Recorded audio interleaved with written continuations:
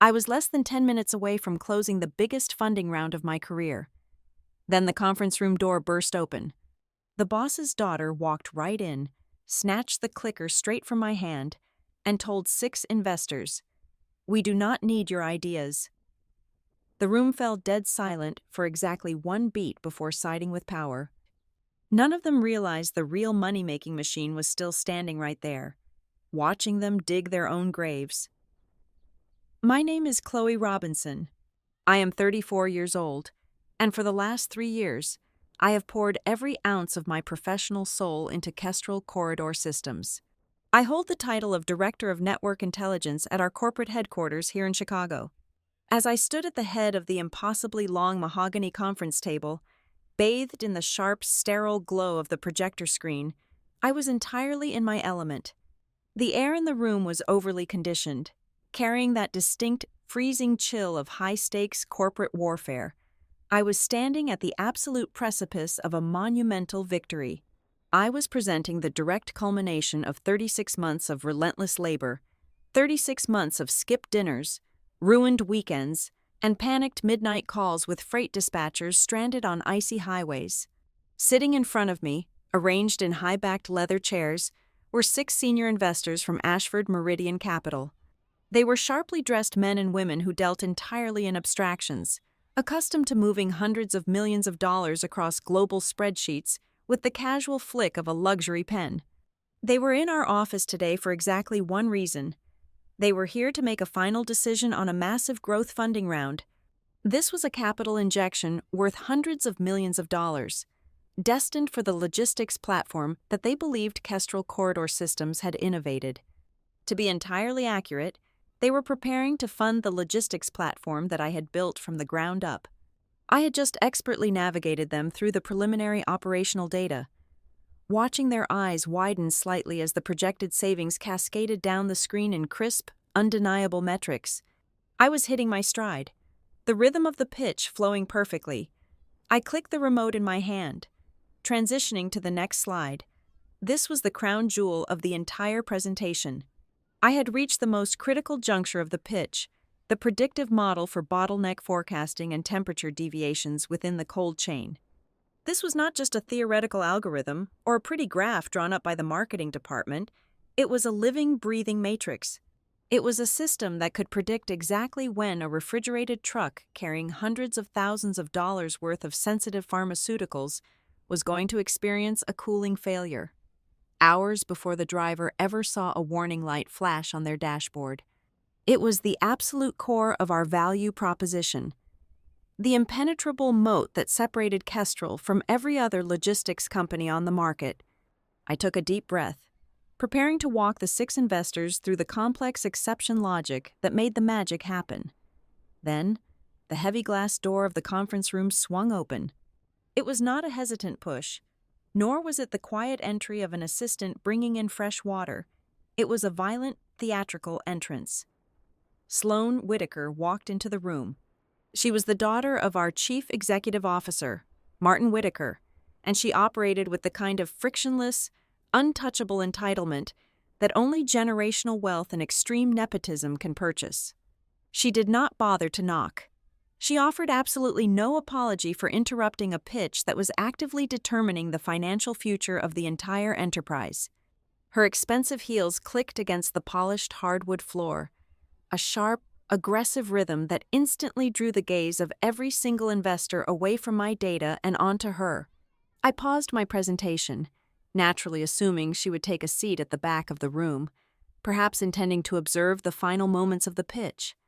Instead, she walked straight up the length of the room, bypassing the investors, bypassing the empty chairs, and marched directly up to the head of the table.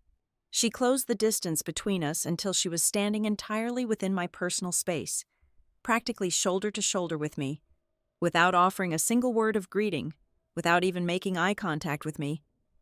Sloane reached out her hand and slid the presentation clicker right out of my fingers. The motion was so incredibly smooth, so utterly devoid of hesitation or shame, that for a fraction of a second, my brain completely failed to process the sheer audacity of the physical theft. I simply stood there, my hands still slightly raised, As she took control of the room, Sloane aggressively pressed the button on the clicker. The massive projector screen behind me went entirely black. A heavy, uncomfortable silence slammed into the boardroom. Then, she pressed the button a second time. The screen flared back to life, illuminating the room once again. It was the exact same deck. It was my presentation. It was my predictive model shining brightly behind her. Sloane turned her back to me, faced the 6 investors from Ashford Meridian Capital, and began to speak. Her voice was heavily polished, specifically trained for corporate branding and empty storytelling, entirely devoid of the gravel and grit of actual operational experience. She started walking the investors through the complex, predictive metrics. She used the word "we" with a sickening fluidity, seamlessly transitioning into grand statements about her personal vision for this platform. She was aggressively reciting the exact narrative arc I had structured over the past 3 weeks. She was pitching the intricate bottleneck model as if she had spent the last 3 years knee-deep in raw data logs and angry carrier dispute resolutions. Rather than vacationing in the south of France while I built the foundation of her father's company, my chest tightened instantly, a cold, sharp spike of adrenaline flooding my nervous system. I looked past Sloane's perfectly tailored shoulder, directing my gaze straight down the length of the long table to where Martin Whitaker was sitting. He was positioned at the opposite end, occupying the traditional seat of ultimate power. I desperately expected to see shock on his face. I expected him to raise a hand, to professionally but firmly ask his daughter to step out of the room so his director of network intelligence could finish the technical breakdown that secured their funding. Martin did not raise his hand. He did not look embarrassed. He slowly leaned back in his expensive leather chair, crossed his arms comfortably over his chest, and offered a soft, deeply satisfied smile.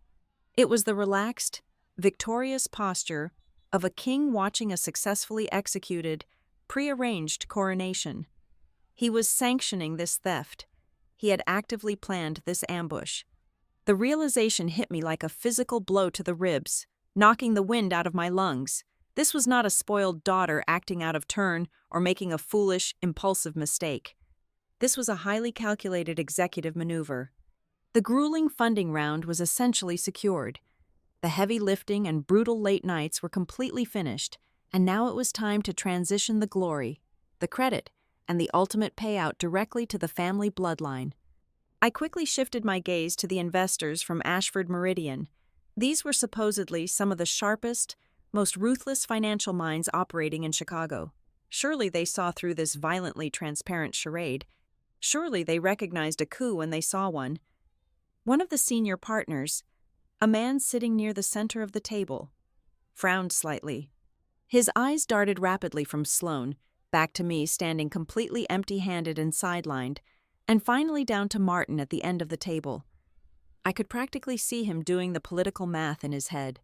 He clearly saw the intellectual theft occurring in broad daylight, but when he looked at Martin and saw the chief executive officer offering nothing but silent, smiling approval, the investor's brief frown completely smoothed out. He offered a small nod, picked up his expensive silver pen, and deliberately returned his full attention to Sloane. One by one, the rest of the room seamlessly followed his lead. They adjusted their postures, leaning forward slightly to listen to Sloane as if my presence had instantly evaporated into the heavily air-conditioned air. They accepted the new reality without a single question. That was the exact moment the true, horrifying gravity of the situation crystallized in my mind. The most devastating aspect of this entire spectacle was not the sheer public humiliation of having my tools taken from my hands. It was not even the blatant, unapologetic theft of my intellectual property. The truly terrifying part was the absolute, unquestioning complicity of the entire room. I realized, with a sickening drop in my stomach, that the worst thing about this moment was not being insulted. It was the fact that absolutely no one in this room viewed this as an insult. They viewed it as the natural, undeniable order of things. Power was simply doing what power inherently does. To them. I was not a pioneer or a creator. I was merely a highly efficient, temporary mechanism that had successfully served its purpose and was now meant to quietly step aside. They truly believed they were backing a polished, legacy-driven leadership team. None of those 6 investors understood that the shiny, confident presentation Sloan was currently delivering was nothing but a fragile, hollow shell without the massive operational engine I had built to actually run it. The anger rising inside me was incredibly sharp and blindingly hot, but I absolutely refused to let it show on my face. I had survived in the brutal, male-dominated freight industry far too long to ever let a room full of wealthy suits see me bleed. Panic is a luxury reserved for the unprepared, and rage is a weapon that is only truly effective when it is served freezing cold. I did not interrupt Sloan. I did not raise my voice, demand my clicker back, or make a dramatic scene that Martin could later twist and frame as a hysterical emotional breakdown from an overworked, unstable middle manager. Instead, I simply took a half step back toward the podium. I reached out and deliberately, methodically, closed the lid of my laptop. The sharp, mechanical click of the casing snapping shut echoed loudly, cutting through Sloane's practiced, buzzword-filled monologue for just a fraction of a second. I kept my face completely neutral, maintaining an unreadable mask of absolute calm detachment. I let my eyes sweep across the 6 investors, meeting their gazes briefly, and then I looked directly down the table at Martin Whitaker. "Enjoy the numbers," I said. My voice was quiet, perfectly steady, and entirely devoid of any tremor or hesitation. I turned around, my posture perfectly straight, and walked deliberately out of the conference room. The heavy glass door clicked firmly shut behind me, sealing them all inside their perfectly constructed, incredibly fragile illusion. They thought I was surrendering. They thought I was just another defeated, replaceable employee walking away from a stolen promotion. As I strode down the brightly lit corporate hallway, leaving behind 3 years of my absolute best work, I knew the devastating truth. Not a single person in that boardroom understood how intensely dangerous my final sentence truly was. They thought they had successfully captured the machine. They had absolutely no idea they had just unplugged it. I was born in Columbus, Ohio, into a small house where the telephone never actually stopped ringing. My father was a long-haul truck dispatcher for a mid-sized freight company, while other children grew up listening to bedtime stories or soft lullabies. I fell asleep to the muffled sound of my dad negotiating late freight penalties from the kitchen table at 2 a.m. I knew exactly what a blown tire on Interstate 80 meant before I even knew how to multiply fractions in grade school. I understood on a molecular level that a delayed shipment of frozen poultry was never just a red line on a corporate spreadsheet. It was an exhausted, angry driver stuck at a way station in the freezing rain, a permanently ruined vendor contract, and $50,000 dissolving into thin air before the sun even came up. That kitchen table was my real education. I am not an ivory tower tech genius who decided to disrupt an industry I had only ever seen from the tinted window of a private jet. I understand the brutal, unforgiving world of logistics from the mud and the cracked asphalt up. I know the blind spots in the massive freight yards. I know the sharp, chemical smell of the industrial cold stations. I know the veteran warehouse managers who will lie straight to your face about their dock availability just to buy themselves an extra hour of turnaround time. And I know the exact, tiny micro-deviations in a single driver's route that end up costing a logistics company $3 million in a single financial quarter. When Kestrel Corridor Systems actively recruited me away from my independent consulting firm, they did not just want a standard project manager, they were desperate for a savior. I had spent my late 20s operating completely alone, flying across the country to fix the massive operational fires that expensive, purely theoretical software firms left behind. Kestrel brought me into their Chicago headquarters with a crystal clear, explicitly stated promise. If I could successfully build a national-scale cold chain optimization platform, I would receive a substantial percentage of equity in the company. I would retain permanent executive control over the product roadmap, and my name would be stamped squarely on the primary patent filings as the sole creator. I believed their promises, and I built exactly what they asked for. Internally, the project was designated as NorthSpan. It was not merely a passive tracking tool or a pretty digital map. NorthSpan was a living, breathing, predictive ecosystem. It forecasted highway traffic bottlenecks before the local news helicopters even fueled up to take off. It calculated highly specific carrier reliability scores that factored in seasonal weather patterns, regional infrastructure decay, and historical driver fatigue.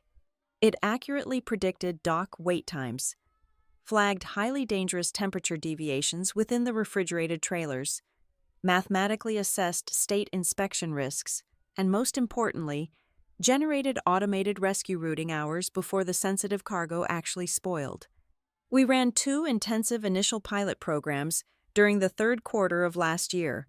The results were not just positive, they were violently disruptive to the entire market. NorthSpan slashed our clients' spoilage costs by an incredible 45%. It virtually eliminated late delivery financial penalties and silenced our loudest customer complaints almost overnight. Suddenly, the experimental platform was saving the company hundreds of thousands of dollars every single week. That was the exact moment the venture capital vultures started aggressively circling the building, smelling the fresh blood of a potential billion-dollar corporate valuation. But the wealthy investors, and clearly the executive team sitting in the C-suite at Kestrel, fundamentally misunderstood why the platform actually worked. That massive operational success did not stem from one singular, brilliant algorithm hatched in a comfortable boardroom. It was born directly from thousands upon thousands of tiny, agonizing decisions I manually corrected after midnight. I spent countless nights alone in the office, staring at glowing monitors, watching the system make a logical recommendation while my gut, honed by 20 years of watching my father work the dispatch phones, told me the machine was dead wrong. When the polished digital dashboard claimed a route through the mountains was perfectly clear, but the local independent dispatchers warned of a sudden, unseasonal freeze. I manually overrode the system. The single most valuable asset I created for Kestrel was not the sleek user interface or the colorful performance charts the marketing department loved putting on their investor pitch slides. The true, irreplaceable beating heart of NorthSpan was the exception matrix. The exception matrix was a massive, intricate web of contingency logic rules specifically designed to handle the unpredictable, messy chaos of physical reality. I built it line by excruciating line, utilizing raw field data, thousands of handwritten notes taken during panicked phone calls with drivers on the road, and deep operational experience that simply did not exist in any corporate training manual or computer science textbook. It taught the software how to think exactly like a desperate, seasoned dispatcher trying to save $1 million load of volatile medical supplies in the absolute middle of a Category 4 blizzard. It was the living ghost in the machine, and from a strictly legal standpoint, that ghost belonged entirely to me. Before I ever picked up a pen to sign Kestrel's lucrative offer letter, I made absolutely sure my legal armor was completely impenetrable. During my grueling years as an independent consultant, I had developed a highly specific foundational logic framework, a proprietary architecture for predictive freight routing. When I officially joined Kestrel, I brought that heavy framework in with me, in my thick employment contract. Buried deep in the appendices where no executive ever bothers to read is a heavily vetted document labeled Exhibit B. It explicitly lists that core logic framework as my prior-owned intellectual property. Under the strict terms of Exhibit B, Kestrel Corridor Systems is merely granted a temporary, revocable license to use that architecture strictly for internal operations. They do not own the concrete foundation of the system. They merely rent the ground it is built upon. For the first 2 years of my employment, Martin Whitaker treated me like absolute royalty. He paraded me into high-level board meetings and proudly introduced me to stakeholders as the absolute backbone of the entire product line. He looked skeptical investors dead in the eye and told them my brain was the sole reason Kestrel was pulling so far ahead of the national competition. But as the pilot numbers skyrocketed and the very real prospect of a 9-figure funding round became a tangible reality, the atmosphere in the executive suite began to aggressively shift. The public praise slowly evaporated into the heavily conditioned air. The term backbone entirely stopped being used in my presence. As we moved closer to the final pitch for the massive capital injection, I started noticing highly calculated, subtle changes. My name was quietly left off the bottom of internal strategy memos.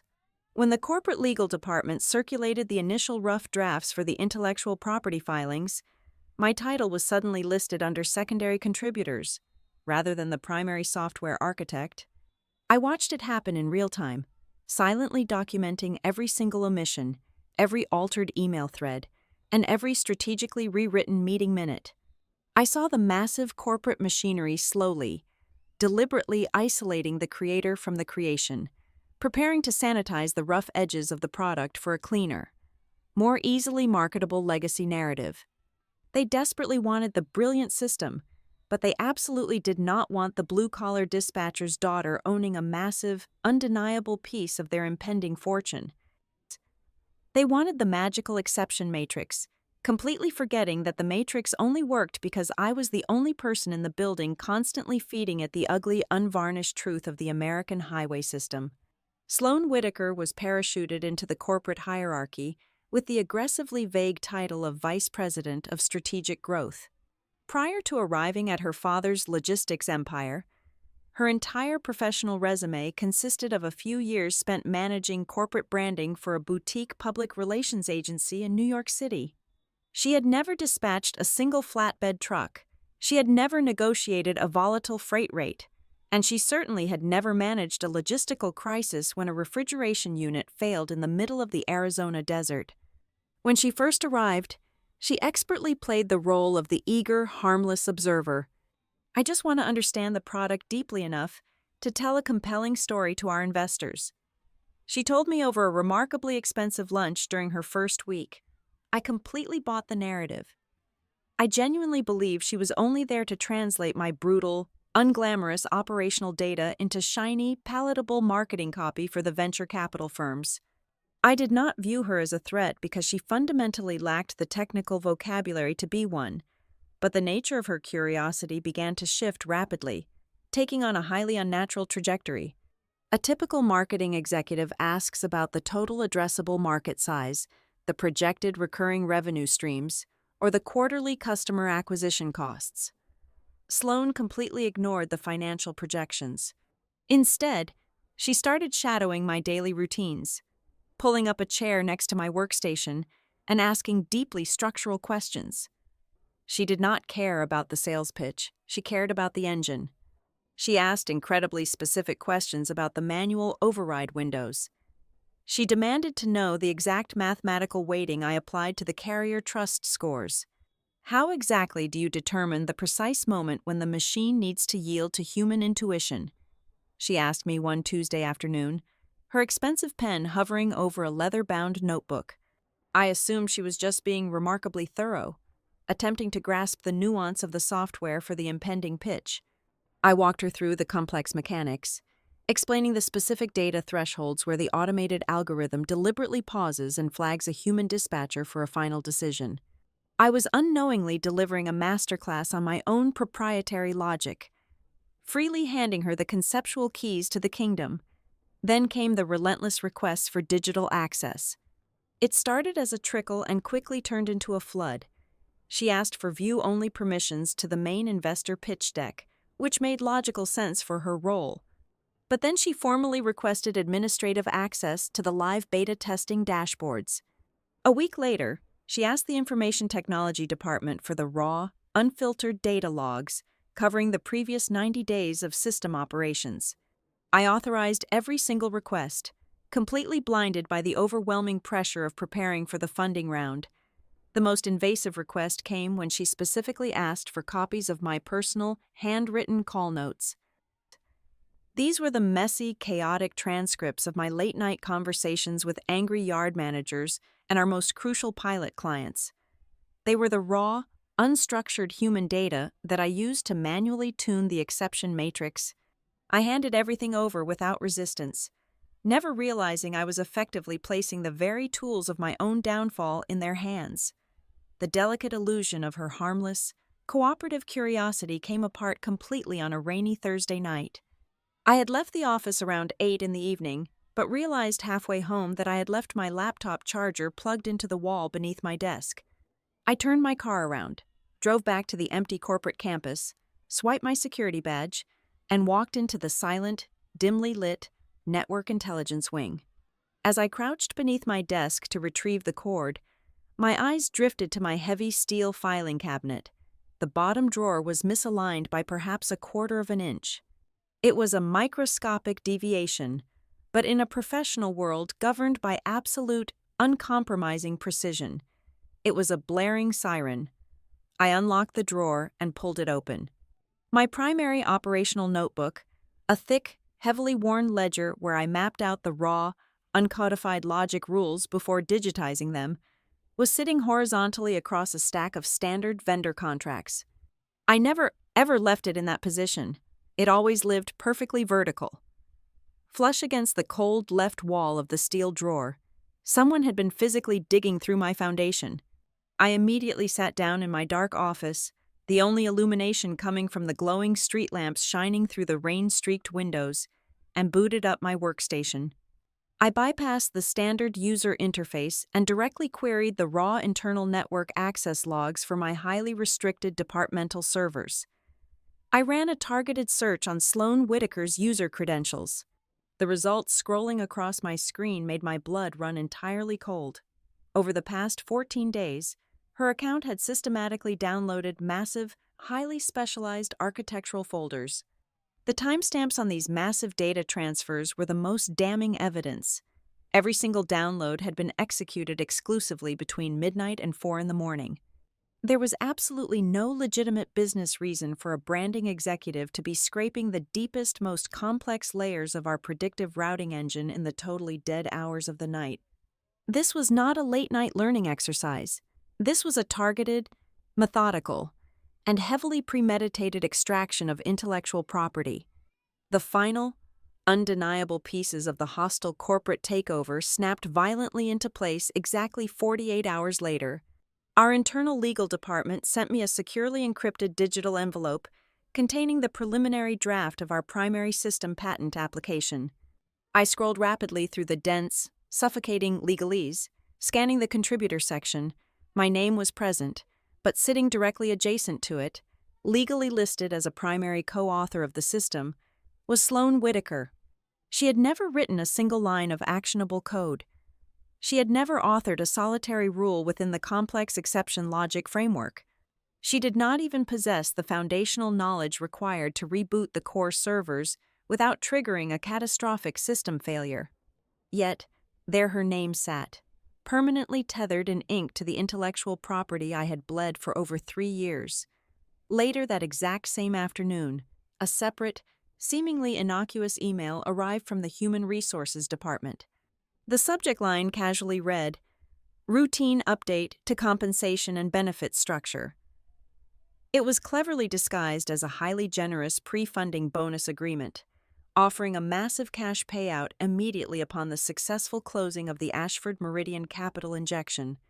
But I did not just read the bolded numbers, I read every single word of the fine print. Buried deep on the 7th page, deliberately hidden within a dense, impenetrable thicket of standard boilerplate confidentiality clauses, was a newly drafted paragraph regarding corporate intellectual property rights. The legal language was exquisitely slippery and deeply malicious. It was specifically engineered to retroactively blur the absolute legal boundary between my pre-existing proprietary framework, the exact foundation protected by Exhibit B of my original employment contract, and Kestrel's newly developed company assets. If I blindly signed that document in exchange for a temporary influx of cash, I would inadvertently surrender the absolute ownership of my foundational logic directly to Martin Whitaker. The temporary, revocable license they currently held would quietly and legally morph into a permanent, irrevocable transfer of total ownership. I did not panic. I did not storm up to the executive suite, kick open the heavy mahogany doors, and demand a self-righteous explanation. Doing so would only alert them that I had successfully spotted the legal tripwire before stepping squarely on it. Instead, I calmly closed the document without appending my digital signature. I systematically downloaded every single draft of the patent, every revised legal clause, and every damning digital access log. I took high-resolution screenshots of the entire email timeline, establishing an unbreakable chain of evidence proving exactly when the altered documents were sent and who had actively authorized them. Then, I picked up my personal cell phone, walked entirely out of the glass building, and made a quiet, unrecorded call to the aggressive intellectual property attorney who had drafted my original employment contract 3 years ago. I gave him a single, highly explicit instruction. Before the sun went down that evening, he had quietly filed the necessary state paperwork to legally reactivate the independent corporate entity I had operated under before Kestrel ever knew my name. I was meticulously sealing my armor in the dark, silently preparing for an absolute war they arrogantly believed they had already won. I pulled my car into the aggressively empty corporate parking lot at exactly 5 in the morning. The sky over Chicago was still a bruised, heavy purple, matching the oppressive weight sitting squarely in my chest. I had not slept a single minute since I walked out of that boardroom. I swiped my security badge at the side entrance, bypassed the dark reception desk, and headed straight for my office. My sole intention was to pack my personal belongings into a standard cardboard box, wipe my local hard drives, and cleanly exit the building long before the executive suite arrived to pretend that yesterday's violent intellectual robbery was just a standard corporate procedure. But as I walked past the main operational dispatch floor, an expansive room we internally called the control deck, my footsteps slowed to a complete halt. Usually, at this hour, the room was a loud, chaotic symphony of ringing telephones, shouted delivery coordinates, and the heavy clacking of mechanical keyboards as the morning shift took over the overnight freight lines. Today, the atmosphere was entirely different. It was suffocatingly quiet. It felt exactly like a hospital waiting room after a catastrophic accident. Nobody was shouting. Nobody was aggressively typing. Instead, nearly a dozen senior dispatchers and route managers were huddled tightly in small groups, staring up at the massive, wall-mounted digital dashboards. They were looking at the glowing screens as if they were trying to decipher an alien language. The platform they relied on every single day had suddenly become completely unrecognizable overnight. I stepped quietly onto the carpeted floor, moving closer to the primary routing monitor. The system was actively generating logistical recommendations that bordered on absolute operational insanity. The digital map was bleeding a bright, aggressive red, throwing dozens of critical failure alerts every few seconds. I watched in grim fascination as the primary algorithm confidently instructed a fully loaded refrigerated truck, carrying hundreds of thousands of dollars in frozen pharmaceuticals, to route directly into a regional distribution center where every single unloading slot had been fully booked for the last 48 hours. The system was literally instructing the driver to park a temperature-sensitive load in a hot asphalt lot with absolutely nowhere to plug in the cooling unit. On another screen, the automated assignment module was aggressively prioritizing a secondary carrier network that had a documented history of arriving late to their destinations over 30% of the time. The platform was completely ignoring the strict, legally binding temperature limit drop-offs required by our most valuable medical clients, treating highly volatile chemical shipments exactly the same as a truckload of dry lumber. One of the lead operational managers saw me standing there and immediately broke away from the group, his face pale and drawn. He looked completely exhausted. He explained that they had been trying to run a standard morning simulation to prepare for the active shipping day. They had taken the exact same historical data set, the precise numbers that Sloan had triumphantly presented to the 6 investors yesterday afternoon, and plugged them back into the live system to generate the daily routing plans. But the results were completely different. The mathematical magic was entirely gone. The massive projected cost savings had completely vanished from the output fields, replaced instead by a violently spiking error rate. The system was hemorrhaging theoretical money, projecting hundreds of thousands of dollars in late delivery penalties and spoiled cargo losses before a single physical truck had even turned its engine on. The machine was eating itself alive. Suddenly, the heavy double doors at the back of the control deck swung open. Sloan Whitaker rushed into the room. She was no longer projecting the frictionless, untouchable confidence she had wielded so effortlessly in the boardroom the day before. Her expensive designer jacket was unbuttoned. Her hair was slightly disheveled, and her eyes were darting frantically across the sea of red warning lights illuminating the dispatch floor. She looked both deeply confused and incredibly hostile. She spotted me standing near the center console and immediately marched in my direction, her heels clicking erratically against the floorboards. She did not bother asking the operations team for a status update. She went straight for the accusation. "What exactly did you do to the primary server before you left yesterday?" Sloan demanded, her voice cracking like a cheap whip across the silent room. "Did you plant a bug in the routing logic? Did you delete a vital framework file out of spite?" I simply stared at her, feeling a profound, almost peaceful sense of detachment. She sounded exactly like an amateur who had successfully stolen a high-performance sports car, only to violently stall the engine in the middle of a busy intersection because she had absolutely no idea how to operate a manual transmission. She fundamentally believed that possessing the keys was the exact same thing as knowing how to drive. Before I could even formulate a response to her baseless accusation, my desk phone began to ring loudly from my office down the hall. A second later, the intercom system chimed. It was Martin Whitaker's executive assistant, her voice tight and nervous, publicly requesting my immediate presence in the chief executive officer's office. I turned my back on Sloan, leaving her standing alone amidst the glowing red failure screens, and walked slowly down the executive corridor. When I entered Martin's office, the polite, relaxed, and deeply satisfied monarch from yesterday afternoon was completely gone. He was standing tightly behind his massive oak desk, his knuckles pressed hard against the polished wood. He was staring at a miniature replica of the dispatch dashboard on his private monitor, watching the operational margins violently slip right through his fingers. He did not offer me a seat. He did not offer a pleasant greeting. He looked up at me, his face tight with barely contained panic and rising anger. "You need to explain to me, right this very second, why our proprietary system cannot replicate the operational efficiency we demonstrated to the Ashford Meridian partners yesterday," Martin stated, his voice heavy with the threat of corporate authority. "Fix the simulation immediately, or I will consider this a deliberate act of corporate sabotage." I stood perfectly still in the center of the plush, expensive rug. I looked at the man who had happily watched his daughter publicly steal 3 years of my absolute best work while he smiled in silent approval.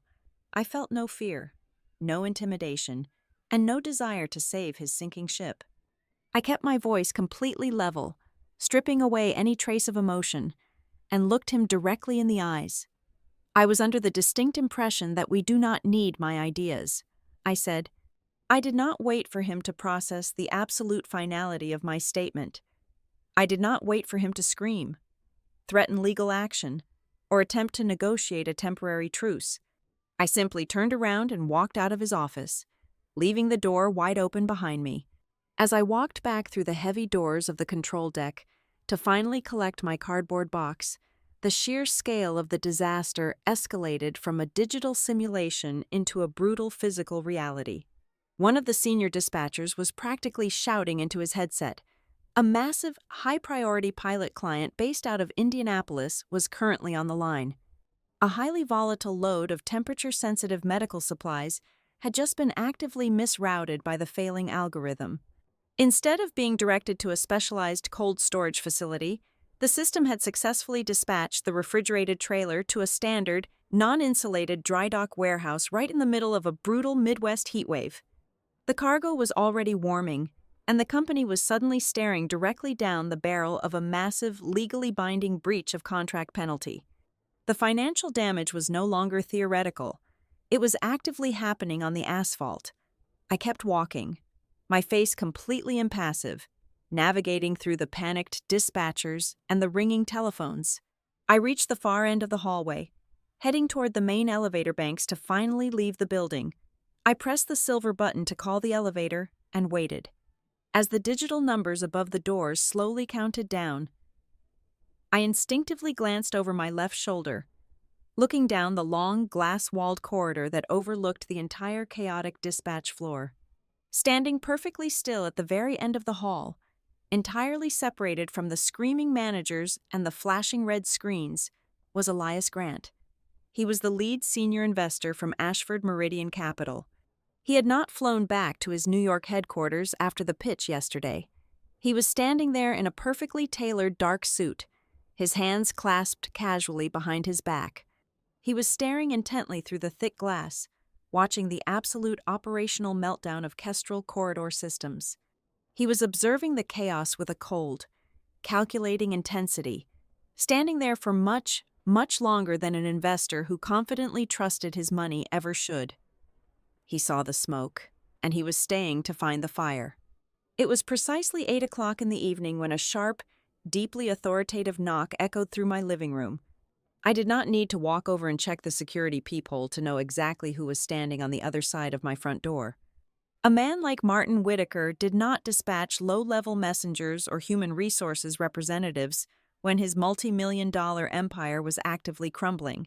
He came himself. I unlocked the deadbolt and pulled the heavy door open. Martin was standing in the dimly lit hallway of my apartment building, still wearing the exact same bespoke, charcoal gray suit he had worn during the disastrous morning hours at the office.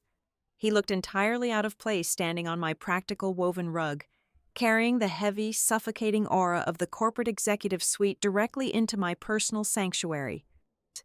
He carried himself with the unyielding posture of a man who firmly believed his sheer financial leverage could successfully command the physical universe to obey his commands. He did not offer a polite greeting. He did not wait for an invitation to enter. He stepped right past me, walking directly into the center of my living room. He skipped the apologies, entirely ignoring the brutal, calculated public humiliation his daughter had orchestrated the previous afternoon. He bypassed diplomacy and launched straight into a highly aggressive, scorched earth legal offensive. "You are playing an incredibly dangerous and remarkably foolish game right now, Chloe," Martin said, his voice dropping into a low, threatening baritone that was specifically designed to intimidate subordinates. "NorthSpan was developed using my secure servers, my corporate payroll, and my company resources. It belongs to Kestrel Corridor Systems. If you even attempt to walk out that door and take that proprietary architecture to a competitor, or try to build it on your own, I will absolutely destroy you. I will bury you in litigation. I will personally ensure you spend the next 10 years of your life entirely bankrupt, fighting a legal team that costs more per hour than you have made in your entire career." I did not flinch. I did not raise my voice, and I absolutely refused to engage in a theatrical screaming match. Panic is exactly what he expected. I simply turned my back on him, walked over to my kitchen island, and opened my personal laptop. I did not need to desperately search through nested folders. The documents were already queued up on the screen, waiting for this exact confrontation. "I highly suggest you sit down, lower your voice, and actually read the legally binding documents your own attorneys signed 3 years ago," I replied. My tone was perfectly even, heavily chilled, and completely devoid of any fear. I tapped the trackpad and turned the glowing screen to face him. I had pulled up a high-resolution, certified digital scan of my original employment contract. I scrolled directly past the standard compensation clauses and bypassed the non-disclosure agreements, stopping squarely on the heavily vetted appendix section. "This is Exhibit B," I stated, tapping my index finger against the bezel of the monitor. "It explicitly details the foundational logic framework I owned and operated long before Kestrel ever learned my name. It is legally registered as the Threadline Exception Matrix." Kestrel Corridor Systems never actually owned the foundational architecture of the product. You were merely granted a limited, highly conditional internal use license. And according to paragraph 4, subsection C, that license is entirely contingent upon my active, primary role in managing the system architecture. Martin stared hard at the screen, his jaw tightening visibly, but he stubbornly refused to concede the battle. He crossed his arms, attempting to maintain his aggressive physical dominance. "A vague clause about prior frameworks will not protect you from corporate espionage charges," he shot back, though his voice had lost a fraction of its absolute certainty. I tapped the keyboard again, instantly minimizing the contract and bringing up a meticulously organized timeline of internal communications. I was systematically dismantling his defense, piece by piece.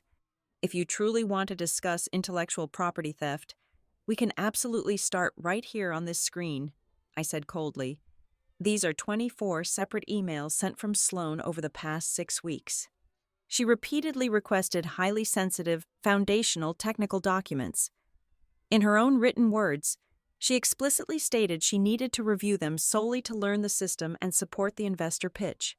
She deliberately used the false guise of corporate education to systematically strip mine my operational data. I did not give him a single second to formulate a counter-argument. I immediately executed the next move, pulling up the most damning piece of evidence I possessed. Furthermore, I continued, my voice cutting through the quiet room like a scalpel, this is the raw digital draft of the primary patent application your legal department attempted to quietly force through yesterday. And right next to it is the hidden system metadata file attached to that exact document. I highlighted a highly specific string of server logs on the monitor. This digital fingerprint clearly proves that the primary contributor list was actively altered exactly 4 days before the pitch. My name was intentionally downgraded to a secondary consultant, and Sloan's name was fraudulently inserted as a primary co-author. It was a premeditated, highly coordinated effort to falsify legal documents and successfully steal a commercial patent before the Ashford Meridian capital injection arrived. The heavy yet aggressive corporate warlord persona instantly evaporated from Martin's posture. He looked at the undeniable digital paper trail, realizing with absolute, terrifying certainty that his brute force intimidation tactics had completely failed. He was standing in the apartment of a woman who had anticipated his every move and built an impenetrable legal fortress while he was busy planning a victory party. Like any seasoned executive suddenly backed into a lethal corner, he instantly shifted his strategy from the heavy stick to the massive carrot. He let out a long, theatrical sigh, uncrossing his arms and attempting to adopt the gentle, deeply concerned tone of a misunderstood mentor. "Let us be reasonable adults about this situation," Martin said, his voice suddenly thick with forced conciliation and desperate warmth. "Emotions are running incredibly high right now. Terrible mistakes were made in the heat of the moment. I will freely admit that. We are literally days away from closing a financial deal worth hundreds of millions of dollars. I am prepared to offer you a massive retention bonus to come back and fix the simulation models. We are talking about $2 million in liquid cash, deposited directly into your personal account the very morning the Ashford Meridian wire transfer clears." He took a step closer to the kitchen island, leaning in as if we were close conspirators. "I will personally promote you to Senior Vice President of Technology," he offered smoothly. "You will have a corner office on the executive floor. We will quietly write this entire week off as a highly unfortunate internal miscommunication. Come back, save the deal, and we will get back to building this logistics empire together." The financial offer was objectively staggering, but when I looked at Martin Whitaker, I felt nothing but absolute freezing contempt. I understood the precise mechanics of corporate power far too well to ever accept his poisoned chalice. "You truly do not understand how authority works, do you?" I replied softly, shaking my head slightly. "Anyone who accepts a massive bribe to return to a room after being publicly robbed of their dignity will never actually hold real power again. You would give me a fancy title and a heavy check today, but the exact second the ink dried on those venture capital contracts, you would begin quietly dismantling my network access, isolating my team, and pushing me out the door.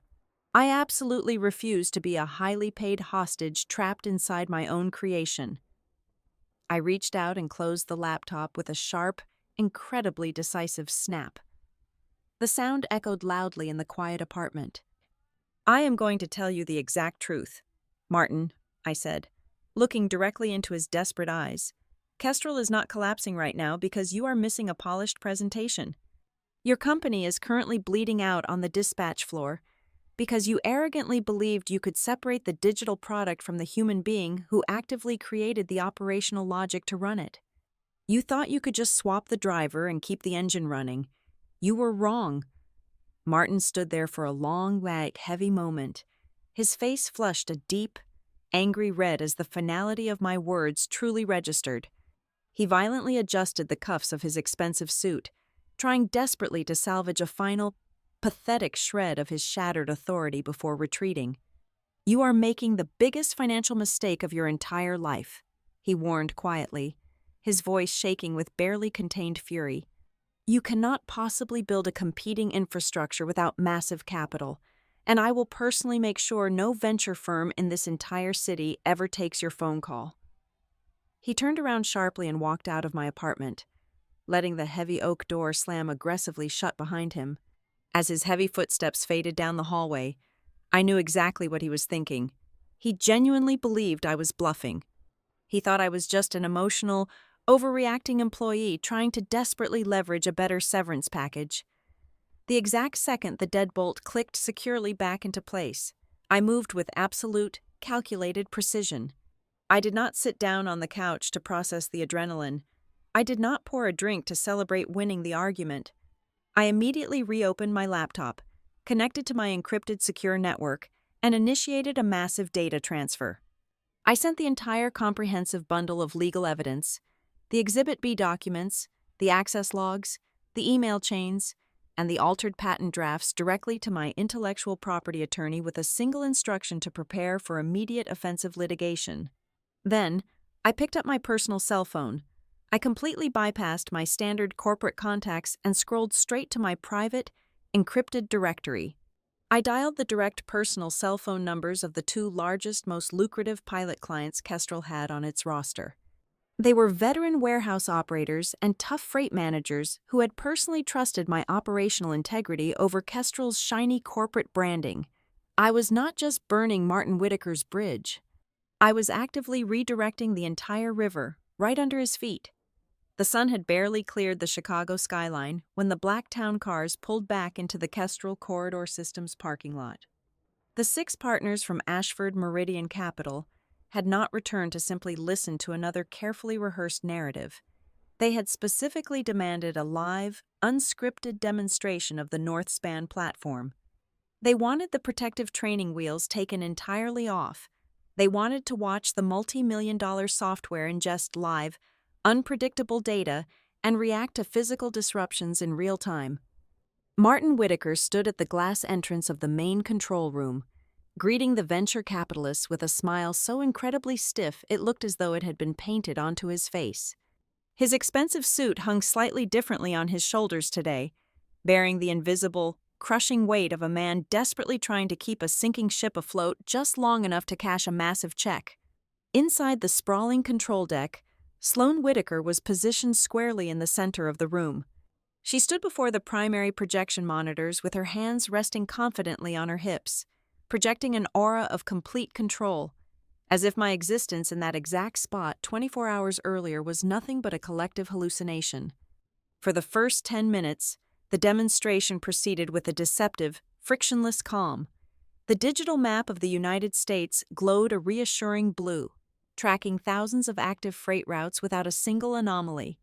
The daily baseline traffic patterns were stable, and the weather across the primary shipping corridors remained clear. Sloane pointed elegantly at the screen, smoothly reciting her memorized talking points about automated efficiency and algorithmic harmony. Then, the physical world decided to violently intervene. A massive, unseasonal storm front suddenly stalled over Missouri, dumping freezing rain directly onto Interstate 70. Simultaneously, a severe labor shortage hit a critical transfer hub just outside of St. Louis, drastically slowing down the unloading speeds. It was the exact type of compounding operational nightmare that routinely broke standard logistics software in half.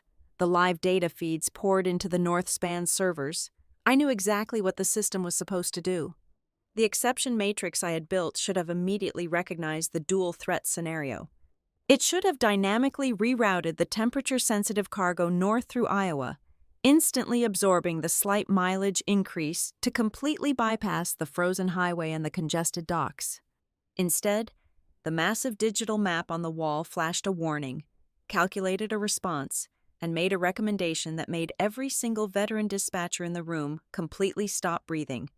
The system actively suggested pushing over 24 refrigerated trucks directly into the Missouri storm corridor. Even worse, it ordered the drivers to stage their highly sensitive loads at the exact St. Louis transfer hub that was currently reporting an 8-hour unloading delay. It was not just an inefficient route, it was a guaranteed catastrophic failure. It was practically begging for ruined cargo and massive financial penalties. Elias Grant, the lead investor, stepped closer to the glowing monitors. He did not look at the colorful interface. His eyes were locked directly onto the raw carrier assignment data scrolling down the right side of the screen. "Ms. Whitaker," Elias said, his voice cutting through the quiet hum of the control room with absolute precision. "Could you explain the system's logic here?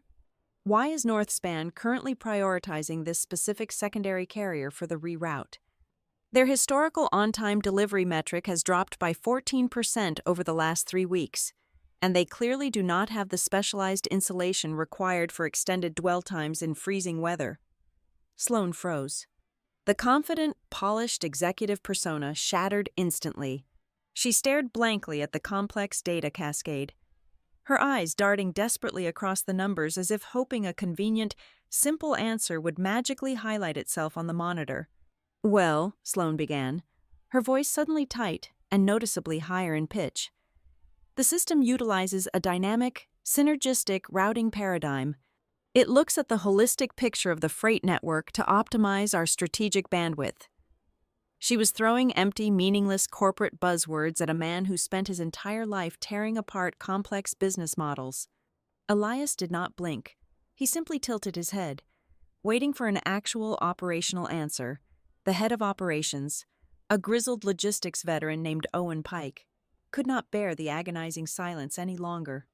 He stepped forward, desperately trying to throw a lifeline to the chief executive officer's drowning daughter. "What Sloan means to say," Owen interjected nervously, "is that the algorithm is temporarily prioritizing the carrier's lower baseline rate to offset the projected fuel surcharge caused by the weather delay." Elias slowly turned his gaze from Sloan to Owen. "But prioritizing the lower baseline rate directly violates the strict temperature control covenants you hold with your medical clients. A cheaper truck does absolutely no good if the pharmaceuticals inside freeze solid while waiting 9 hours at a congested dock. The person who pitched this product yesterday explicitly stated the exception logic automatically overrode cost-saving measures when specialized cargo faced environmental risks. Why isn't the exception logic firing?" The more Owen tried to technically explain the failure, the more he inadvertently exposed the massive, gaping hole in the room. He was a brilliant operations manager, but he did not write the code. And Sloan, the woman standing at the center of the deck, claiming ownership of the intellectual property, clearly did not understand the foundational mathematics of her own supposed creation. Before Owen could formulate another defensive excuse, a secondary dashboard mounted on the far wall began flashing a brilliant, aggressive yellow. A critical system notification scrolled violently across the screen. It read, "Field Data API connection severed. Switching to audit-only mode." Elias pointed directly at the flashing yellow text. "What does that mean?"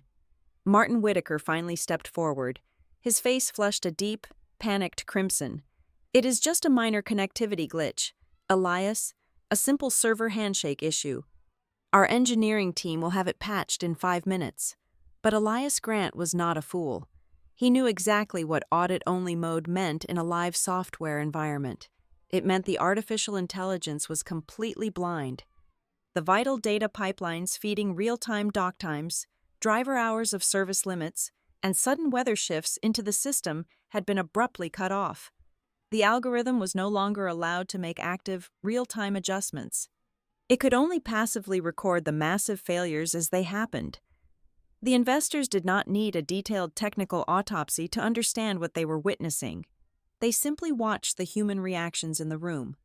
They saw Martin Whitaker desperately talking in rapid, nonsensical circles, trying to smother the fire with aggressive, baseless confidence. They saw Sloan Whitaker completely lose her temper, snapping defensively at the senior dispatchers to manually fix the routes the computer was actively destroying. They realized, with absolute financial clarity, that they had been aggressively sold a beautifully painted shell. The impressive engine they had been promised was entirely missing. Kestrel Corridor Systems possessed a massive logistical platform, but they had violently alienated the only person who actually possessed the keys to drive it. The live demonstration did not end with a polite round of applause or a handshake sealing a $100 million deal. It ended in a suffocating, awkward silence. The 6 investors from Ashford Meridian Capital packed up their heavy leather briefcases, thanked Martin for his time with chilling formality, and walked straight out of the building. That evening, I was sitting at my dining room table, surrounded by stacks of freshly printed legal documents and newly formed corporate registration filings. The sun had long since set over the city, casting long shadows across my apartment. My personal cell phone vibrated against the wooden table. I did not recognize the incoming number. It was carrying a New York area code. I picked up the device and answered. "This is Chloe Robinson," I stated calmly. "Ms. Robinson," a deep, measured voice replied on the other end of the line. "This is Elias Grant." I leaned back in my chair, feeling a sudden, sharp spike of absolute clarity. The chaotic dominoes I had left behind in that control room had finally finished falling. "Hello, Mr. Grant," I replied, keeping my voice perfectly neutral. He did not offer any small talk. He did not ask how my evening was going or apologize for the horrific events of the previous day. He simply delivered a single as calculated sentence that changed the entire trajectory of the corporate war. "I think we need to talk somewhere without Mr. Whitaker." I did not invite Elias Grant and his investment group to a downtown high-rise or a rented conference room at a luxury hotel. I told them to meet me at an independent cold storage facility just outside the city limits of Joliet. It was a massive, brutally functional building operated by a former logistics partner who implicitly trusted my operational integrity over Kestrel's shiny corporate branding. When Elias arrived with 3 of his senior partners, the contrast was immediately jarring. They stepped out of their black town cars wearing tailored wool overcoats and expensive leather shoes, stepping directly onto heavily scuffed concrete floors. There were no plush leather chairs, no frosted glass walls, and no perfectly balanced air conditioning here. The air inside the warehouse was biting and sharp, filled with the heavy industrial hum of massive Freon compressors and the piercing, rhythmic backup alarms of yellow forklifts moving towering pallets of frozen goods. This was the actual, unforgiving ground floor of the freight industry. This was exactly where the people who lived and died by minute operational decisions did their grueling work. I had set up a rugged, field-grade monitor on top of a makeshift desk constructed from empty wooden shipping pallets. I did not offer the wealthy investors bottled water and glass, and I certainly did not provide a glossy marketing brochure. I simply pressed the power button and woke up the screen. "Welcome to Threadline Freight Intelligence," I said, my voice projecting clearly over the ambient, industrial noise of the warehouse. "What you are looking at right now is a completely legally unencumbered, clean room version of the predictive architecture. It is built entirely upon the pre-existing foundational framework that I legally own. I have populated this live environment with open-source public data, privately licensed weather metrics, and real-time feeds from an independent partner network that I personally built from the ground up. I did not bother giving them a pretty, heavily rehearsed presentation filled with empty corporate synergy buzzwords. I knew exactly what these deeply analytical men needed to see to completely believe me. Yesterday afternoon, Kestrel Corridor Systems tried to sell you a highly polished, heavily sanitized interface," I continued, typing a rapid sequence of commands into my keyboard. "This morning, you personally witnessed that exact interface fail catastrophically when forced to navigate a live, compounding variable disruption. So we are going to run that exact same disastrous scenario right now. Live on this screen." I loaded the precise, agonizing parameters that had caused the Kestrel control room to completely melt down just a few hours prior. I inputted the massive, unseasonal storm front stalling directly over Missouri. I layered in the severe, unexpected labor shortage and the resulting 8-hour unloading delay at the critical St. Louis transfer hub. I hit the execute command. We all stood in the freezing warehouse and watched the rugged monitor. The threadline system did not hesitate for a fraction of a second. It did not flash an audit-only warning. It did not freeze. And it absolutely did not order 20 heavily loaded refrigerated trucks to drive directly into a frozen, paralyzed parking lot. Instantly, the exception matrix recognized the compounding threat level. The digital map illuminated a clean, highly efficient alternate route in bright green. The system automatically rejected the secondary carrier with the declining on-time history, completely ignoring their artificially low baseline rate. Instead, it dynamically reassigned the critical, temperature-sensitive medical loads to a specialized, slightly more expensive regional carrier that possessed the exact thermal insulation required to survive the bitter cold.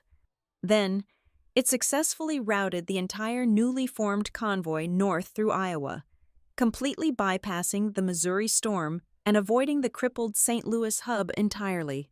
It flawlessly preserved the strict temperature window. It completely bypassed the physical operational bottleneck. It did exactly what a veteran, battle-tested human dispatcher would do, only it calculated the complex, multivariable maneuver in less than 2 seconds. Elias Grant stepped closer to the makeshift pallet desk. His sharp eyes locked intently on the flawless execution displayed on the screen. He did not say a single word, but the slight, deeply approving tilt of his head spoke absolute volumes. To drive the final nail completely through the board, I turned away from the glowing screen and gestured to 2 men standing quietly near a massive loading bay door. "This automated system is not magic," I told the investors, my voice steady and completely unshakable. "It is built on decades of hard-earned, practical reality." The first man walked forward into the light. He was a veteran freight dispatcher with over 20 years of grueling experience moving volatile cargo across the unpredictable Midwest corridors. The second man was the primary operational manager for this exact cold storage facility, one of the original pilot clients who had personally trusted my platform long before the venture capital money arrived. "Mr.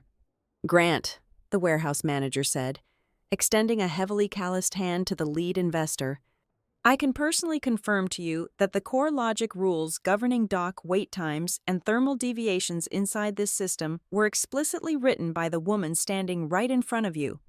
We spent dozens of hours on the phone, late into the night, translating the brutal physical realities of my loading bays into her digital framework.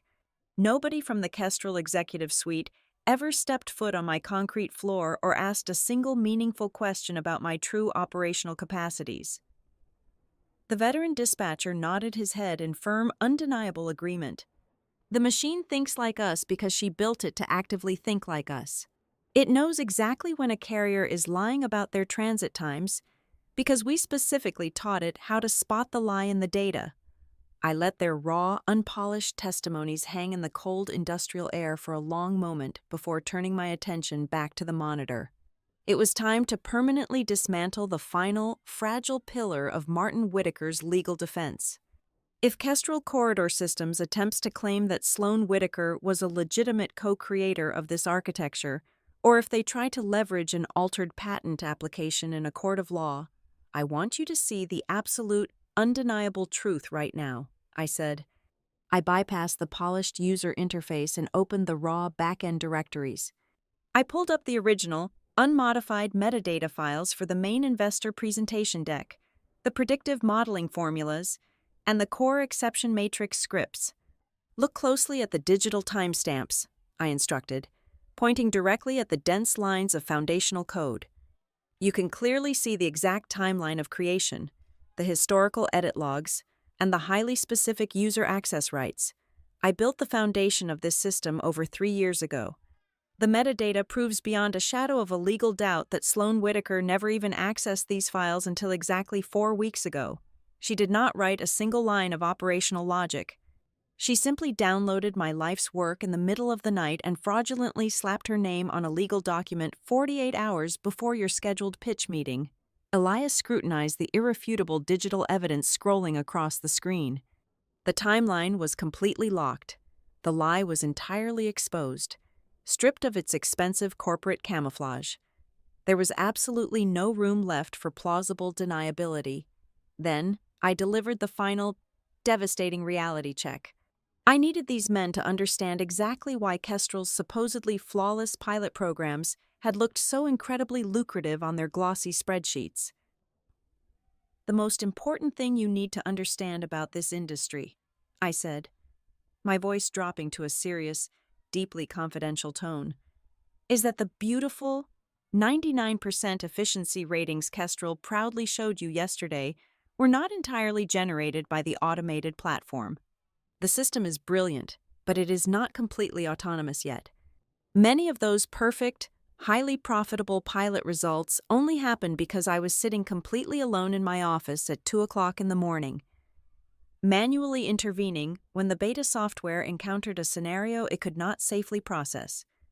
I pulled up the raw system logs from the initial pilot phase, highlighting hundreds of manual overrides attached directly to my specific user credentials. When a sudden road closure in rural Ohio threatened to completely ruin a $1 million shipment of sensitive biopharmaceuticals, the system flagged it, but I made the final, critical call to reroute the trucks. Kestrel deliberately and systematically bundled all of my manual, late-night interventions into their overall platform capability metrics. They aggressively sold you a completely autonomous machine, fully knowing that I was the actual human being pulling the heavy levers behind the curtain. I looked directly into Elias Grant's eyes, holding his gaze without a single ounce of hesitation. "They arrogantly thought they could simply fire the architect and keep the building standing," I stated simply. "This morning, you saw exactly what happens when the machine is forced to run without its creator." Elias did not look at me like a disgruntled, emotional former employee desperately seeking a petty, noisy revenge. The cold, analytical calculation in his eyes had completely and permanently shifted. He was no longer looking at a piece of acceptable collateral damage in a standard corporate power struggle. He was looking at the only person standing in the room who actually owned a functional, battle-tested, and highly lucrative logistics business. "Ms. Robinson," Elias finally said, his voice echoing slightly against the high metal ceilings of the massive industrial space. "You have made your point with exceptional, undeniable clarity. The platform operates beautifully under immense stress, and the chain of ownership is entirely transparent." He turned to his 3 senior partners, sharing a brief, silent look of absolute consensus. It was the exact same silent communication they had used in the Kestrel boardroom, but this time it was entirely in my favor. He turned his attention firmly back to me. "Kestrel Corridor Systems attempted to sell us a beautifully painted, hollow shell," Elias continued, his tone shifting smoothly from a cautious investigator to a highly motivated negotiator. "I am absolutely no longer interested in buying a shell. I am solely interested in funding the engine." The morning after my demonstration in the freezing Joliet warehouse, the massive financial machinery of Ashford Meridian Capital completely shifted its gears. They transformed instantly from eager investors, ready to write a check for hundreds of millions of dollars, into a ruthless squad of corporate forensic investigators. Elias Grant did not formally decline the Kestrel Corridor Systems deal. Instead, he initiated an aggressive, emergency due diligence audit. He demanded immediate, unfettered access to Kestrel's proprietary ownership records, the raw, unfiltered pilot data, and a comprehensive legal justification for every single technological claim Martin Whitaker had made during that disastrous pitch. This sudden, aggressive pivot forced Kestrel's deeply insulated board of directors to finally wake up. Facing the terrifying prospect of a massive investor lawsuit before the ink on any term sheet was even drafted, the board mandated an immediate internal review. The protective walls surrounding the executive suite began to crack, and the deep systemic rot festering inside the company violently spilled out into the open. The first critical fracture occurred inside the finance department. Derek Boone, the chief financial officer at Kestrel, had always been a nervous, highly analytical man who heavily preferred spreadsheets over corporate politics.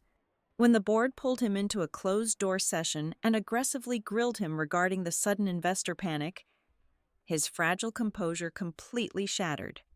He practically stumbled over his own words as he revealed a highly guarded, incredibly dangerous corporate secret. Martin Whitaker had not simply been chasing venture capital to expand the logistics platform. He was desperately hunting for a massive influx of cash to cover a catastrophic, hidden financial hemorrhage. He did not just want the glory of a successful tech platform, Derek told the board, his voice shaking visibly as he pushed a thick financial ledger across the mahogany table. We have a $50 million balloon payment due in less than 60 days for the Northwest warehouse leases. Martin authorized those properties 18 months ago, and they are completely empty. If the Ashford Meridian Capital does not clear the accounts, Kestrel will be entirely insolvent by the end of this financial quarter. That revelation completely reframed the entire corporate theft. Martin did not just want to steal my intellectual property to build his daughter's resume. He actively needed the deal to survive at all absolute costs. If the funding fell through, the hidden warehouse debt would instantly crush Kestrel into total bankruptcy. My sudden, unplanned departure had not just ruined a presentation. It had effectively pulled the life support plug on his entire financial empire. As the panic spread through the executive floor, the corporate legal department forcefully applied the brakes to Martin's desperate schemes. My private intellectual property attorney had delivered a massive, highly detailed cease and desist package directly to their primary office exactly 1 hour after the financial markets opened. When the internal lawyers reviewed the irrefutable metadata logs and saw the blatant, highly documented authorship dispute regarding the threadline exception matrix, they immediately refused to proceed with the pending patent application. They fully understood that pushing a fraudulent patent into the Federal Registry constituted severe corporate fraud.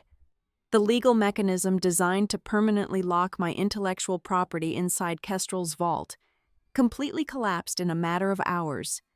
The internal bloodletting rapidly accelerated. Owen Pike, the grizzled head of operations who had helplessly tried to save Sloan during the disastrous live demonstration, realized the ship was actively sinking. He decided to secure his own professional life raft.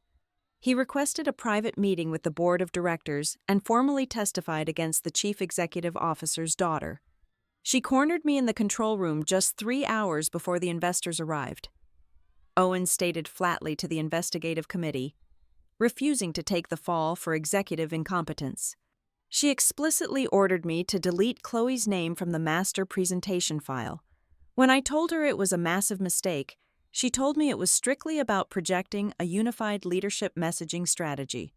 She wanted complete credit, and she demanded I erase the actual architect to get it. The board's investigators then turned their sights onto the Human Resources Department. They seized the internal email servers and quickly unearthed the heavily disguised contract addendum that had been sent to my inbox just days before the pitch. The digital paper trail proved unequivocally that Martin had personally applied extreme pressure on the Human Resources Director to finalize that specific, ambiguous language immediately. It was undeniable proof of premeditation.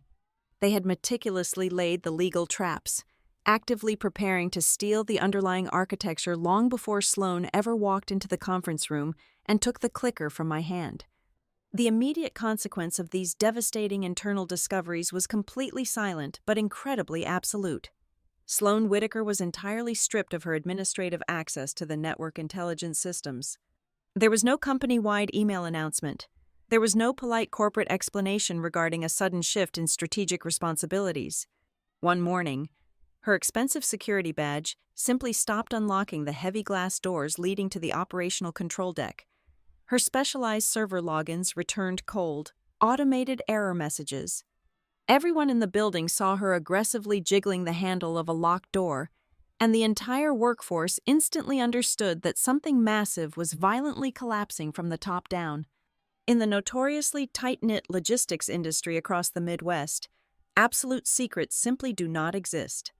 Rumors began to aggressively spread through the massive freight yards, the bustling truck stops, and the quiet corporate lounges.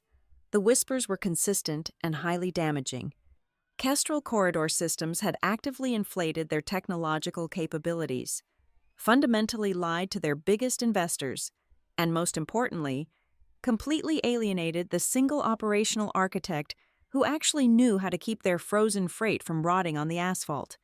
Their most valuable pilot clients began quietly reviewing the exit clauses in their massive service contracts, preparing to jump ship before the final collapse. While Kestrel corridor systems systematically tore itself apart from the inside out, I was sitting in a sparsely furnished, heavily secured office space located on the industrial outskirts of Chicago. I had officially registered Threadline Freight Intelligence as an active corporate entity. I was not doing this out of a desperate, emotional need for petty revenge. Revenge is a massive waste of operational energy, and it does not pay the bills. I was operating out of absolute, cold necessity. I began quietly initiating secure, encrypted conversations with a few highly trusted, veteran software engineers and brilliant operational managers who had quietly resigned from Kestrel over the past 2 years. I did not offer them empty corporate synergy or hollow promises. I showed them the pristine, legally unencumbered architecture I had demonstrated to Elias Grant. I showed them the raw, undeniable potential of a system built purely on operational truth, entirely devoid of corporate politics and executive nepotism. I offered them genuine equity in a machine that actually worked. I was not just building a new logistics platform, I was meticulously constructing an impenetrable fortress. I was building a permanent, unshakable structure where my code, my logic, and my endless nights of grueling labor would be completely protected by ironclad ownership. I was guaranteeing, with absolute certainty, that no entitled executive or desperate chief financial officer would ever be able to walk into my boardroom and snatch the clicker out of my hand ever again. The retaliation from the executive suite arrived exactly 48 hours later, entirely devoid of subtlety and heavily armed with expensive corporate malice. When Martin Whitaker realized his board of directors was actively fracturing and his massive financial lifeline was slipping away, he resorted to the oldest, dirtiest playbook utilized by desperate men in power. He weaponized the legal system. I was walking out of my newly leased office space late on a Tuesday evening when a man in a nondescript gray jacket stepped directly into my path and aggressively pressed a thick, heavily bound stack of legal documents into my chest. It was a formal civil summons. Kestrel Corridor Systems was officially suing me for the theft of proprietary trade secrets, malicious corporate sabotage, and direct breach of fiduciary duty. Martin did not actually care about winning a prolonged courtroom battle 3 years from now. He was entirely focused on the immediate, highly destructive optics of the lawsuit. Venture capital firms absolutely despise active litigation. They view legal disputes as a toxic, radioactive variable. Martin's sole objective was to aggressively smear my professional image, painting me as a massive liability, just long enough to make Elias Grant and the Ashford Meridian partners hesitate and freeze their transition to my new company. Simultaneously, a highly coordinated, vicious whisper campaign began actively circulating through the tight-knit logistics industry press. Anonymous corporate sources, heavily directed by Martin's internal public relations team, began leaking carefully crafted narratives to influential trade journalists. They did not attack my technical intelligence, because the pilot data made that impossible. Instead, they attacked my temperament. They planted quotes describing me as highly emotional, deeply unpredictable, and fundamentally impossible to manage. They painted a picture of a disgruntled, unstable mid-level employee who threw a catastrophic tantrum and maliciously broke the company's servers simply because she was denied a routine promotion. It was a dark, suffocating wave of character assassination designed to completely isolate me from the market. The psychological pressure was immense, pulling the air right out of the room, but I absolutely refused to break my focus. I knew responding to the rumors would only validate them. The true measure of Kestrel's internal desperation, however, did not reveal itself in a legal document. It revealed itself in the pouring rain on a Thursday night. I was unlocking the door to my car in the dimly lit parking lot of my new office when a dark luxury sedan pulled up directly behind me, completely blocking my exit. The passenger door opened, and Sloane Whitaker stepped out into the freezing drizzle. She looked absolutely nothing like the arrogant, untouchable executive who had confidently snatched the presentation clicker out of my hand just a few weeks ago. Her expensive coat was pulled tight against the wind. Her posture was defensive, and her face was drawn and hollowed out by extreme stress. The total removal of her network access and the looming threat of federal fraud investigations had completely shattered her artificial reality. She walked over to me, wrapping her arms tightly across her chest.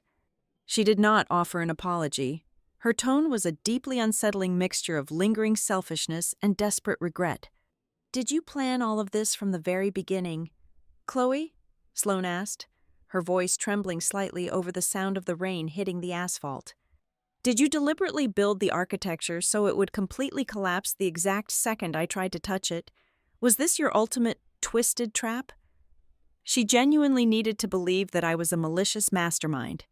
If I had deliberately sabotaged the system, then she was merely an innocent victim of my cruelty, rather than the primary architect of her own spectacular failure.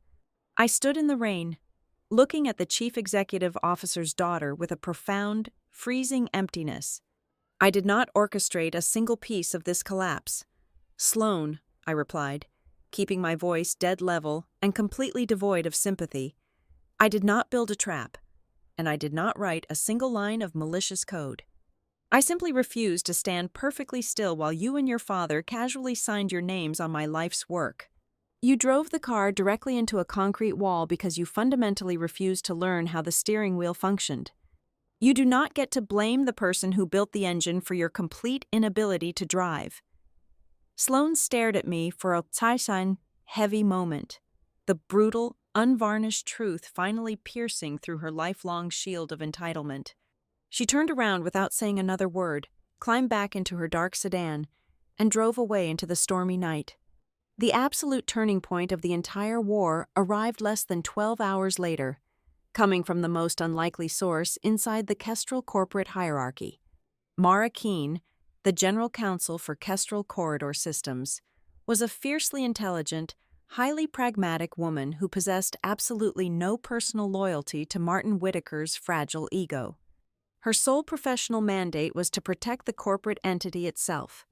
When Martin's reckless, fraudulent actions threatened to completely vaporize the entire company, Mara made a cold, calculated decision for her own legal self-preservation.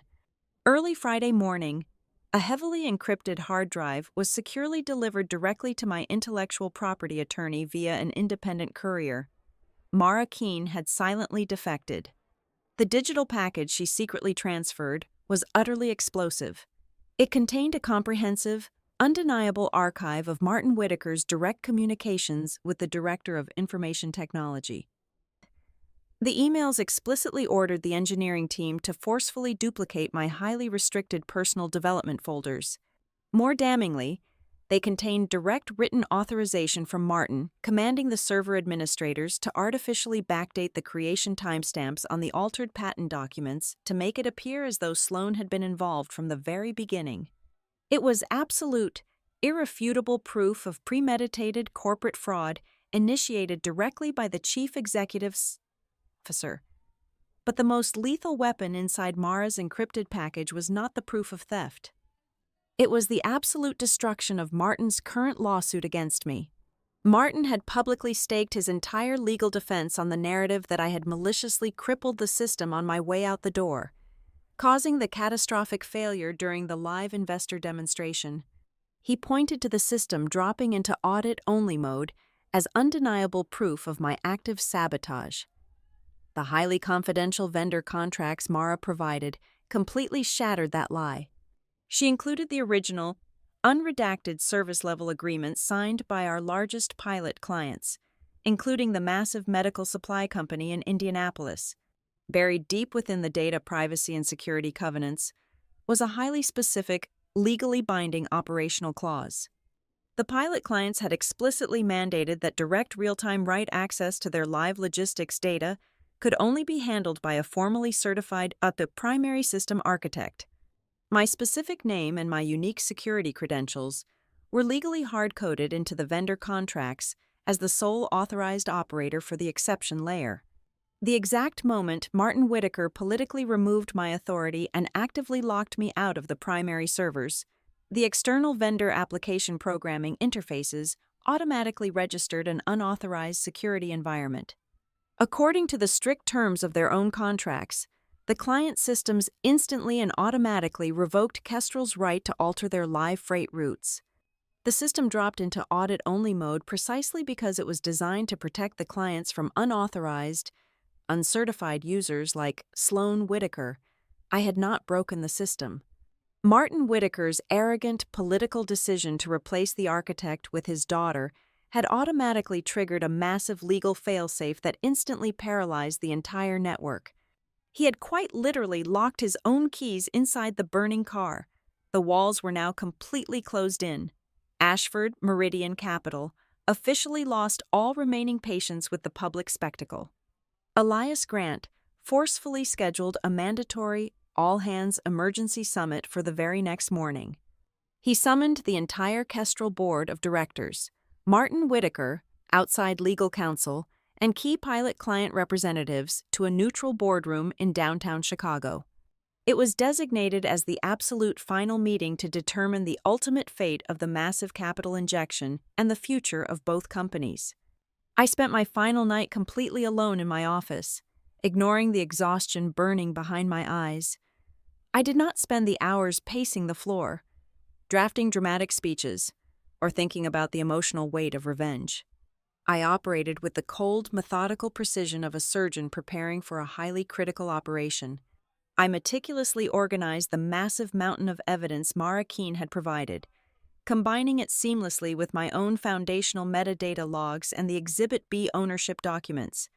I arranged everything into a perfectly linear, heavily cross-referenced timeline. I printed the emails, the server access records, and the contract clauses, placing them into thick, highly organized binders for every single person who would be sitting at that conference table tomorrow. I did not add a single dramatic adjective or a single emotional plea to the presentation materials.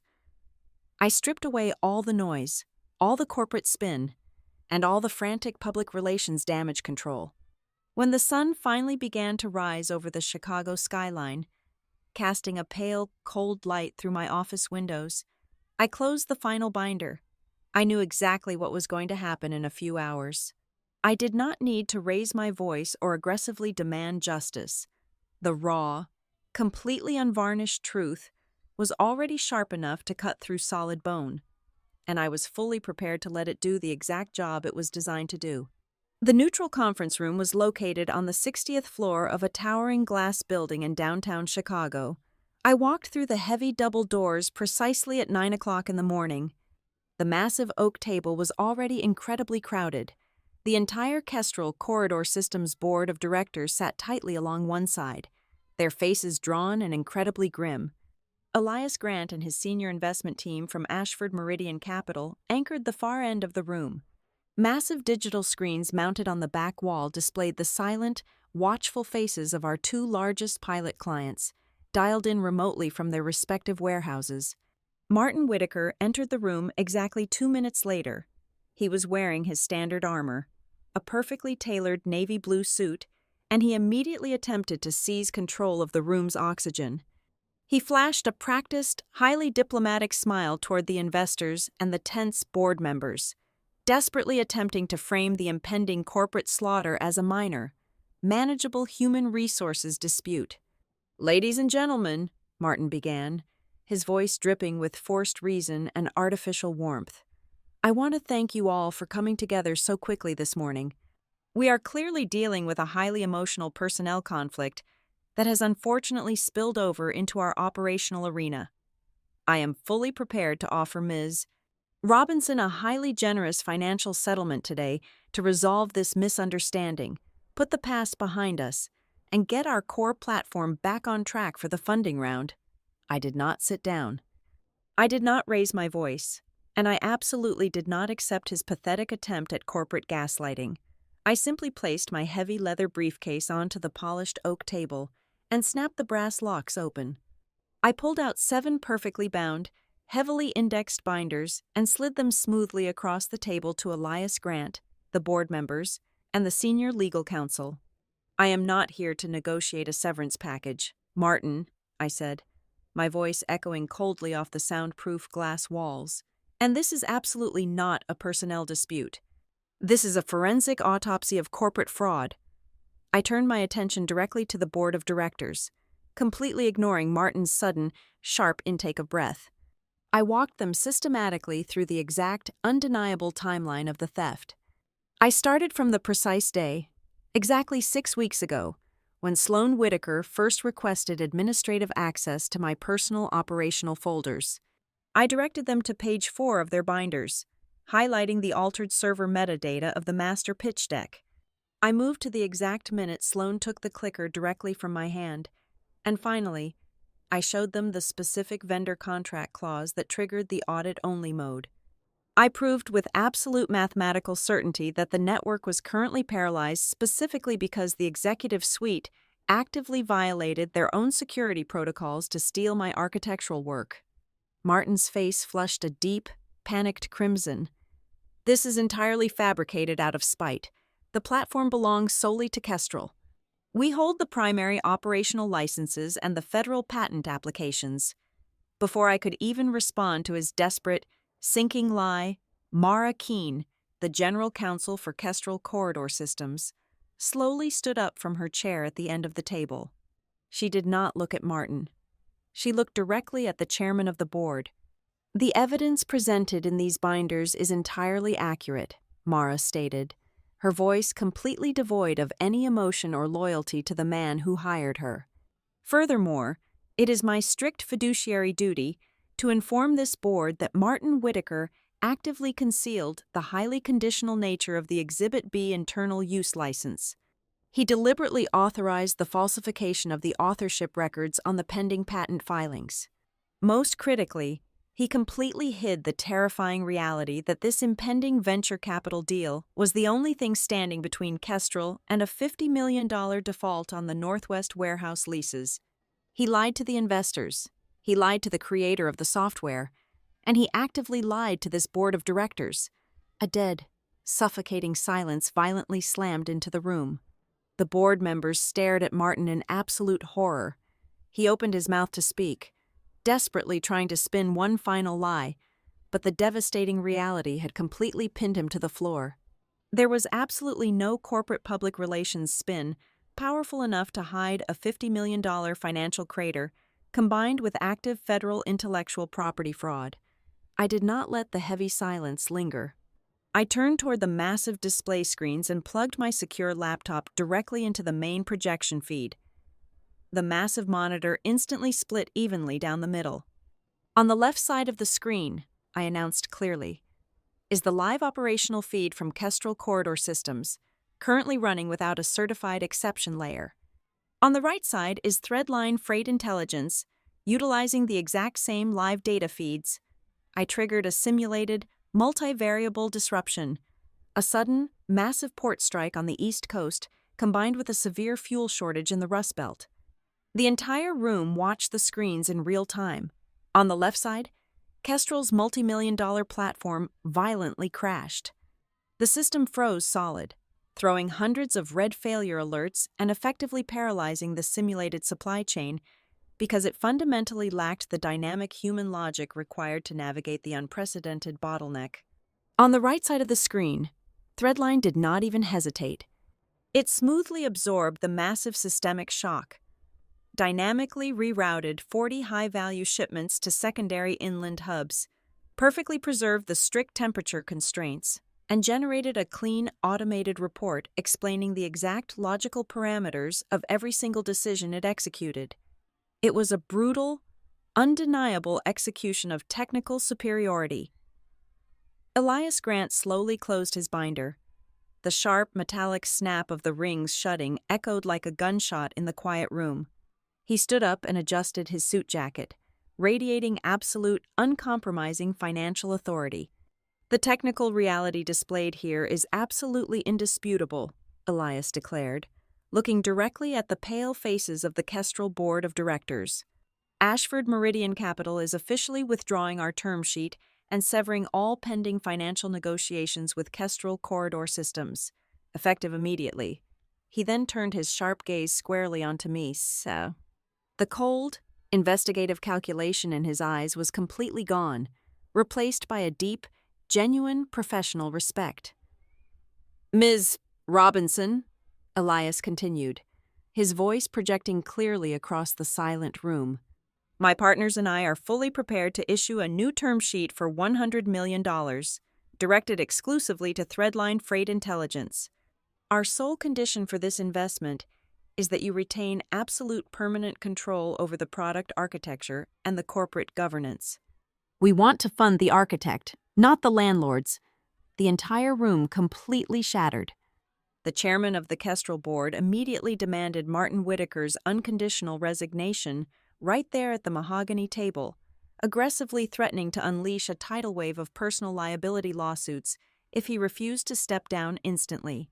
Sloane Whitaker, who had been sitting frozen and entirely silent in the back corner of the room, was formally stripped of all executive titles and instantly subjected to a massive internal investigation for data theft and gross misrepresentation to federal investors.